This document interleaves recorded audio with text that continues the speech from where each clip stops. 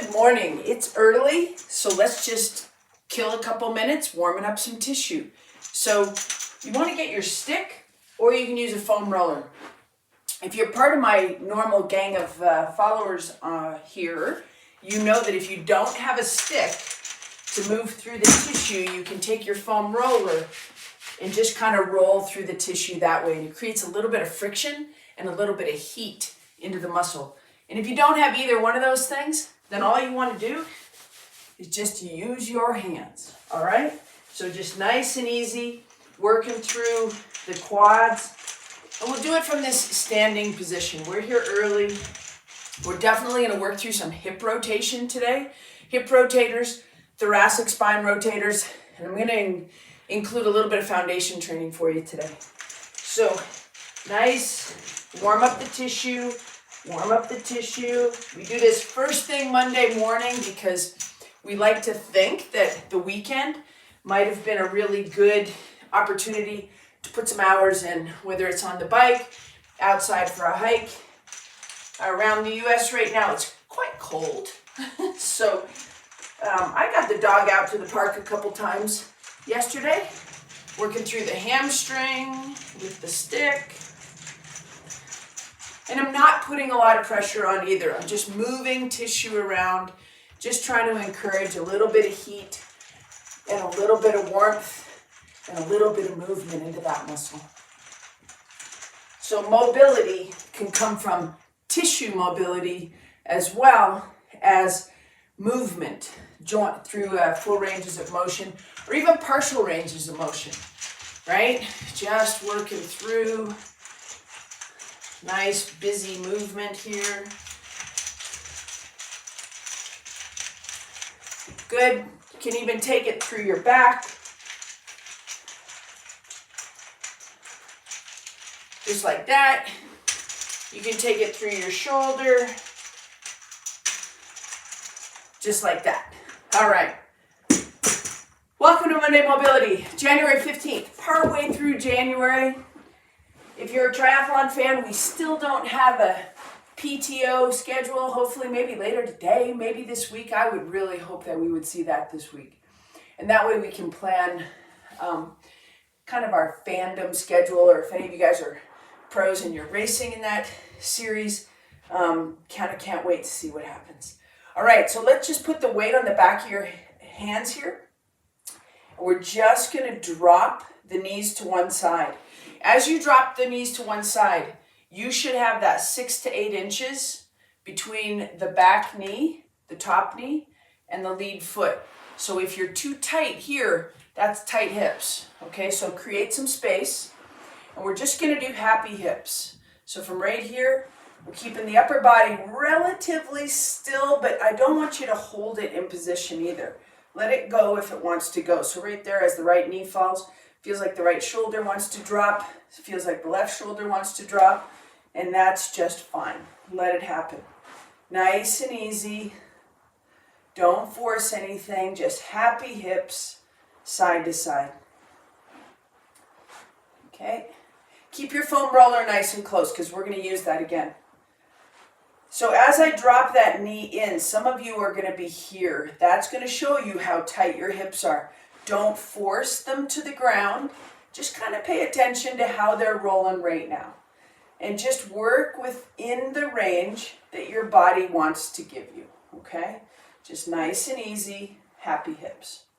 Good. Now let's take that into that side laying position, 2 knees together. You can let your head just relax on the ground. My neck is strong enough that I can just kind of hold it there comfortably. And we're just going to open up into that open book and just gently keep these knees together as you roll through that thoracic spine.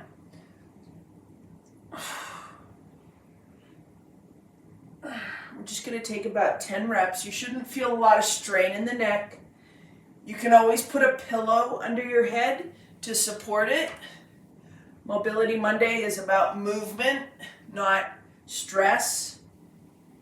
We're trying to decrease the stress in the body a little bit through this practice of gentle movement. Good. I talk a lot about showing up and making sure that I just never miss a Mobility Monday. Well, I gotta say that the consistency is where we're at with this stuff, right? With any of it. Whenever we train, it really comes back to consistency. And will you show up week after week, day after day? Good. Just nice and easy. Keep the knees together. If it feels good to just kind of lay there for a minute, just lay there for a minute. Super easy. Just let it happen. Good. And good. From here, we're going to go into happy hips number 2. So that's going to take us through the belly a little bit more. So you're going to stay in that laying down position. And from right here, here would be our happy hips. So a little bit more tightness being shown on the top leg. So the upper body's not moving. We're just toggling through the knees. Good. Now, for this next move, everybody just kind of get your right leg low and your left leg will be on the top. And from right here, we're going to take the left arm overhead, the right arm overhead, and we're rolling all the way over. So I want you to lead with your rib cage. Right leg is down, left leg is on top. We roll forward, and you should feel tension through that pelvis. As we go to the other side, right leg, we're just going to turn the back, long through the lats. If you can, see if you can pull that top leg back just a little bit. If you want your glutes to work better, which seems like everybody does, we need to open up the front side of the body.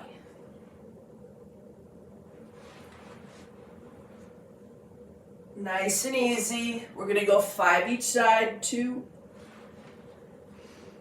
2, 3, 3, 4. Long through your rib cage, reach through your arms.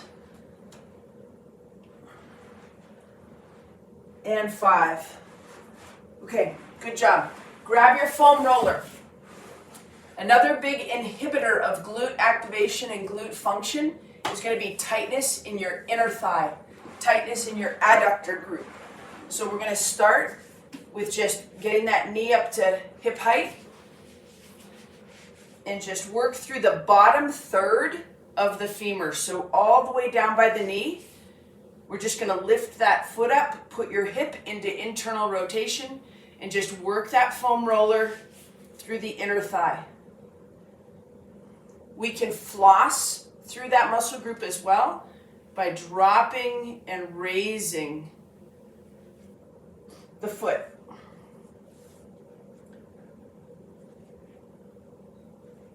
Good. Okay, let's take it right up into the belly of the muscles, up right up into the belly of the adductor group. So we're in the middle third of the femur. I definitely have tightness there today. Had a good weekend of moving around, went to a basketball game, didn't play, super fun. Okay, and then all the way up by the pelvis, the top 1/3, right up by that pubic ramus, and maybe a little bit in front of it, that anterior part of adductor magnus. And let's go ahead and floss through that as well. And good, let's hit the other side. Foam roller is just another way to help release connective tissue that encapsulates and encases and is integrated very, very closely with muscle fibers and the tissue that is muscle, not connective. So just down at that bottom 1/3, and then we'll floss. You want to see coordination here. And you just kind of want to pay attention to the tightness within the tissue. Like, is it pinny, or is it dull and achy, or is it nothing? I bet you $1 it's something. Okay, middle third, right into the belly.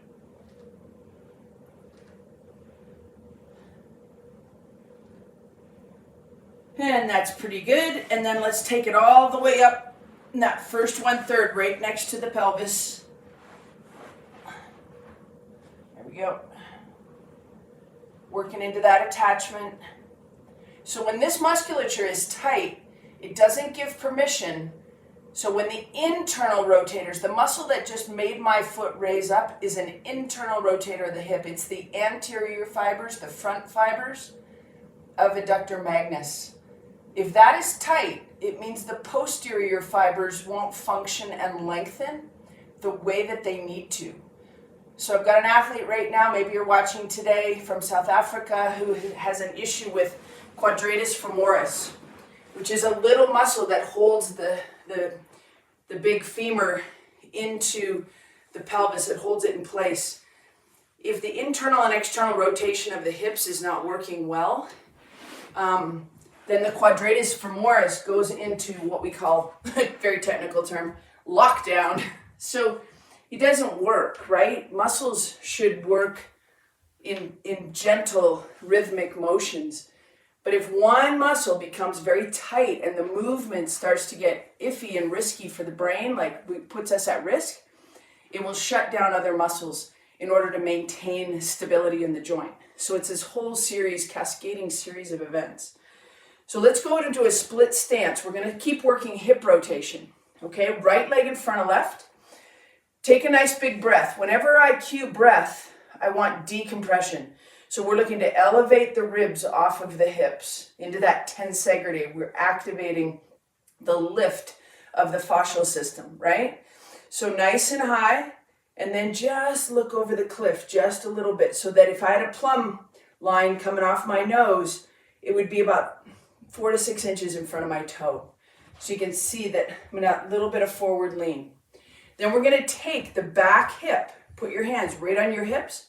We're going to maintain that little bit of forward lean, and we're just going to take that back hip across the lead leg, just like that.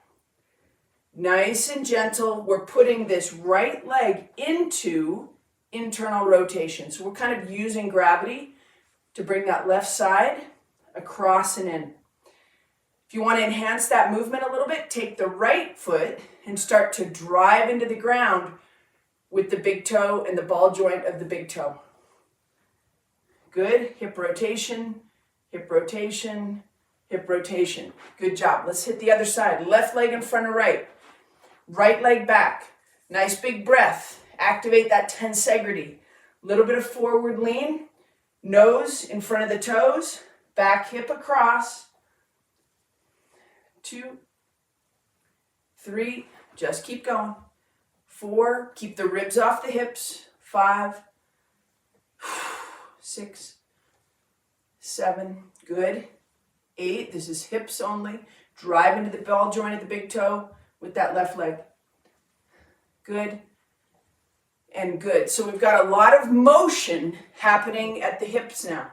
Let's do each side one more time. Right leg in front of left. Oh, guess who wants to come in? Is there a dog out here? Nope.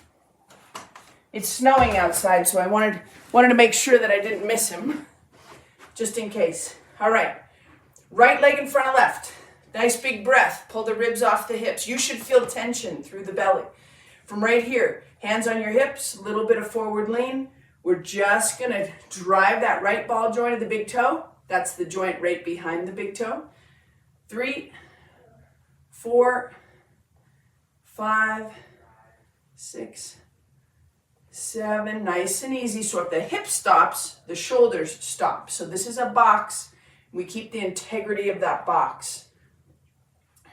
10. Okay? So shoulders and hips stay as a box. That keeps the spine from rotating. Big breath, decompress, look over the cliff, right side, 2, 3, just nice and smooth, 4, 5, 6. Low back should not be rotating at all. It's moving as one piece. 9 and 10 and good. All right, so now let's go ahead and take the right leg in front of left, and from right here, Tensegrity, big breath. Pull the ribs off the hips, float the hands to the height of the heart. So right here, we've got softness through the elbows. If you're a cyclist, you would know what that soft elbow position feels like. So you want to hold your posture, soft through the elbows, and just try and stack the body so we're not in that forward lean. From right here, we're gonna bring the upper back, the thoracic spine, into this movement. Take your left thumb into your right palm. We're gonna drag the thumb across the chest, open the hip until we get to this big archer position, right?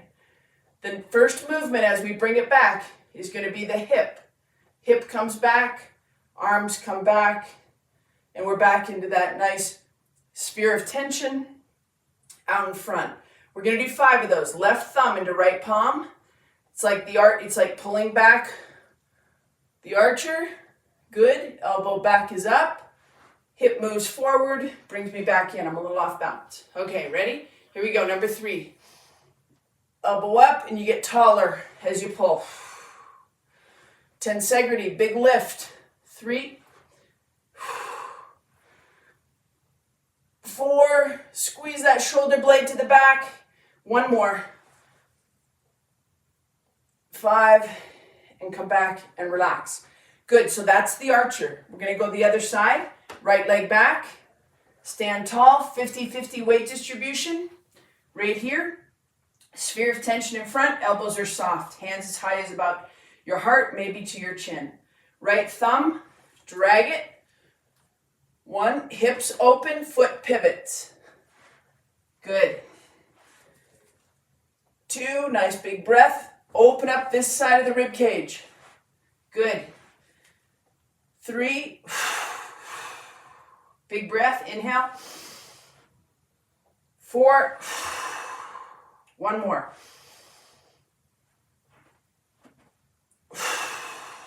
And 5. Whew. Next one we're going to do is a reverse archer. So we're going to start with the right leg back. We just did the right side where we pivoted and opened up the right hip. Right elbow was high.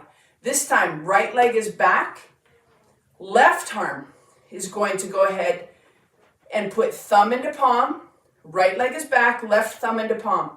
This time, we're going to pull the right hip into the midline. Hold the upper back. So it's kind of like we're doing this with the body. We're rotating the upper body one way and the lower body the other way. And come back. So as we pull the left arm, the right hip is moving to the midline. Come back. 2. Left arm trace, reverse archer. 3. Good. My arms are getting sore. 4. Good. And 1 more. Big reach. Tensegrity with a big breath. And relax. We've got 1 more set on the other side, reverse archer. So we're going to go left leg back. This is the movement. We're going to go left hip into the midline.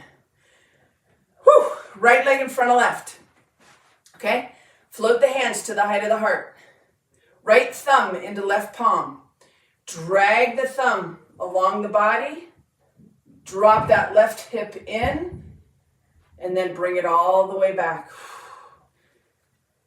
2. Bring it all the way back. 3. Elbow back and up. So if you were 6 feet tall to start this move, you want to be 6'1" right here. And 1 more. And good. Let's take it back down onto the ground.